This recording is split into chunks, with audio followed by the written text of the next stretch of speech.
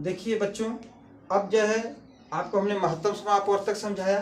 कुछ महत्वपूर्ण सूत्र हैं म स से संबंधित और ल स से महत्वपूर्ण संबंधित कुछ हमारे जो महत्वपूर्ण सूत्र हैं उनको आप नोट करिए, जल्दी से नोट करिए।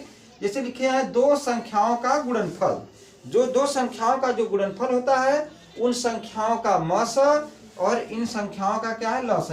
इनका म स और इनका ल स। अगर दो संख्याओं का जो गुणनफल किसके बराबर होता है, इन संख्याओं के म स और इन संख्याओं के ल स के गुणनफल के बराबर होता है, दोनों संख्याओं का। जैसे आपको देख लेना है कि दो संख्याओं का गुणनफल क्या है, इनका म स गुणे इनका ल स।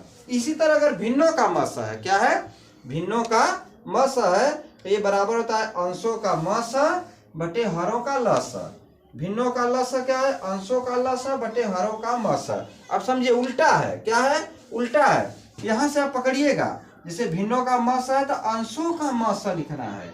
यहाँ अंश से ही मतलब है, जो म स किसका निकालना है भाई, अगर भिन्न का म स निकालना है तो अंशों का म स निकालना है, और हरों का आपका क्या हो जाएगा, ल स हो जाएगा। इसी तरह अगर भिन्नों का ल स है तो अंशों का ही ल स निकालना है, और यहाँ ल स अगर निकालना है तो यहाँ नीचे हर का म स निकालेंगे। जैसे यहाँ अंशों का म स निकालना है, यानी भिन्नों का म स निकालना है तो अंश का ही म स निकालना है।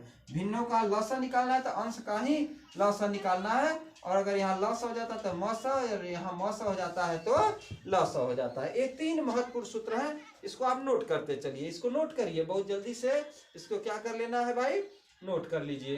एक प्रश्न के लिए ए, दूसरा सूत्र ए हो गया और तीसरा सूत्र क्या हो गया, ए है। आप स्पष्टता इसको साफ अक्षरों में लिखिए, साफ अक्षरों में हमें आशा है आप लिख लिए, जल्दी से कर लीजिए।